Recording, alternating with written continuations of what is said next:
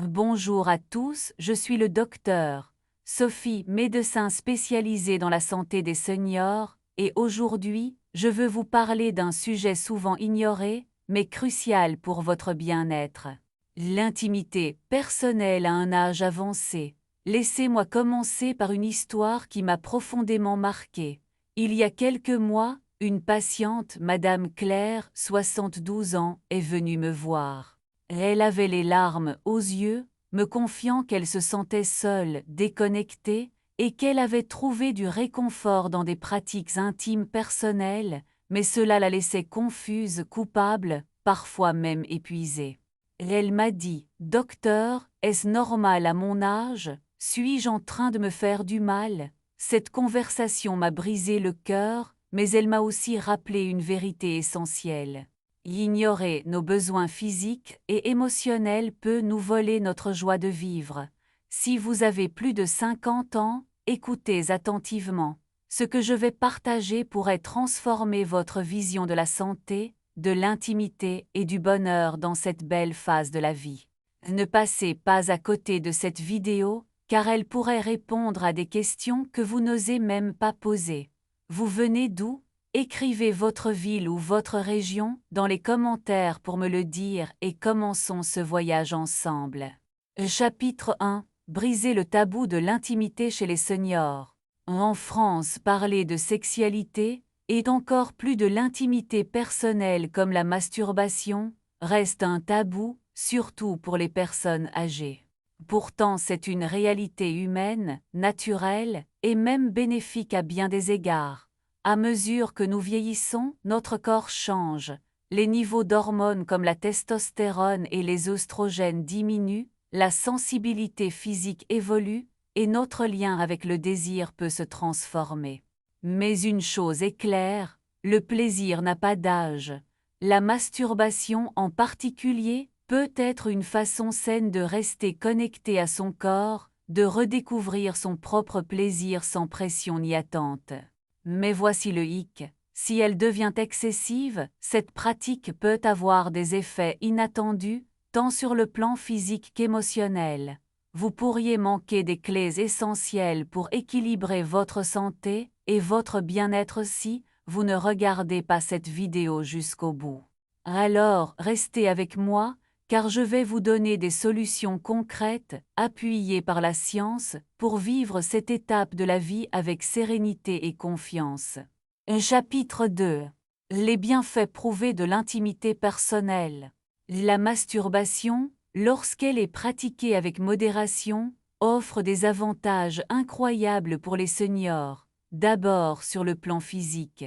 Elle améliore la circulation sanguine dans les zones génitales, ce qui peut prévenir l'atrophie des tissus due à l'inactivité.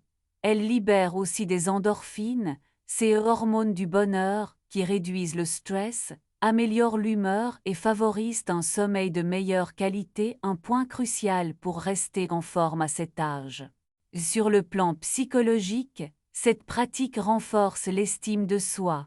Vieillir peut parfois donner l'impression de perdre le contrôle de son corps, mais la masturbation permet de se réapproprier ce lien intime avec soi-même. Mes patients me disent souvent qu'ils se sentent plus vivants, plus en phase avec eux-mêmes.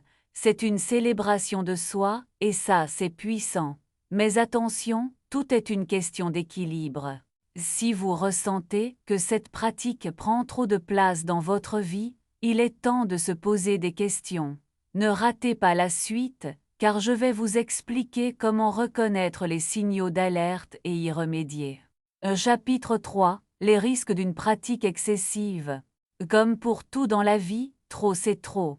Une masturbation excessive peut entraîner des effets secondaires. Physiquement, une stimulation répétée peut causer une hypersensibilité ou, à l'inverse, une diminution temporaire des sensations, ce qui peut être frustrant. Cela peut aussi fatiguer le corps, réduire votre énergie pour des activités essentielles comme le sport, si important pour la mobilité et la santé cardiovasculaire des seniors. Mais le vrai danger, c'est sur le plan émotionnel. J'ai vu des patients comme Monsieur Paul, 68 ans, qui utilisaient la masturbation comme une échappatoire à la solitude ou à l'anxiété. Si elle devient votre seule source de réconfort, elle peut vous isoler davantage, vous éloignant des relations humaines qui nourrissent l'âme. En France, où la famille et les liens sociaux sont si précieux, cet isolement peut être particulièrement douloureux. Et puis, il y a la culpabilité. Beaucoup de mes patients, élevés dans une culture où la sexualité était taboue, se sentent partagés entre plaisir et honte. Si c'est votre cas, sachez que vous n'êtes pas seul. La sexualité, même à 60, 70 ou 80 ans, est une partie naturelle et positive de la vie. Mais si elle devient une obsession ou un refuge, il est temps de chercher d'autres formes de soutien, comme parler à un proche ou consulter un thérapeute. Chapitre 4. Des solutions pratiques pour un équilibre sain. La bonne nouvelle, vous pouvez prévenir ces problèmes avec des solutions simples et validées par la science. Voici 3 étapes concrètes. 1. Écoutez votre corps. Si vous ressentez de la fatigue, une baisse de motivation ou des inconforts physiques, prenez une pause. Posez-vous la question: est-ce que cette pratique enrichit ma vie ou la limite? 2. Nourrissez vos relations. Rien ne remplace le contact humain. Rejoignez un club, appelez un vieil ami ou partagez un dîner avec votre partenaire. En France, les moments partagés autour d'un bon repas ou d'un café sont sacrés, profitez-en pour tisser des liens. 3. Bougez et restez actifs. L'exercice physique, comme la marche ou le yoga, booste votre énergie, améliore votre circulation et renforce votre santé globale. Et essayez 20 minutes par jour, vous serez surpris de l'impact. Si vous vous sentez perdu, parlez-en. Un professionnel de santé ou un thérapeute peut vous guider. Vous méritez de vivre cette étape de la vie avec joie, sans honte ni isolement.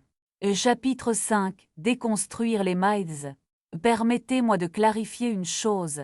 Non, la masturbation ne cause pas de dommages permanents, n'accélère pas le vieillissement, et n'a aucun lien avec des maladies graves comme le cancer de la prostate. Ce sont des mythes. Ce qui compte, c'est l'équilibre. Une pratique modérée est saine et bénéfique, mais si elle devient compulsive, elle peut vous éloigner de vos proches ou de vos passions. Vous avez le pouvoir de choisir ce qui vous fait du bien. Ne laissez pas la peur ou la honte vous voler ce droit. Si vous voulez en savoir plus, restez jusqu'à la fin, car je vais partager une réflexion qui pourrait changer votre perspective. Conclusion. Mes amis, vieillir n'est pas une fin, mais une nouvelle aventure. Votre corps, votre esprit, votre intimité, tout cela fait partie de qui vous êtes, et vous méritez de l'embrasser avec confiance et sérénité.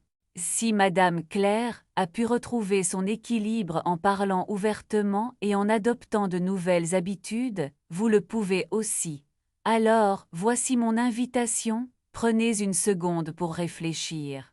Qu'est-ce qui vous empêche de vivre pleinement? Écrivez 1 dans les commentaires si vous êtes prêt à faire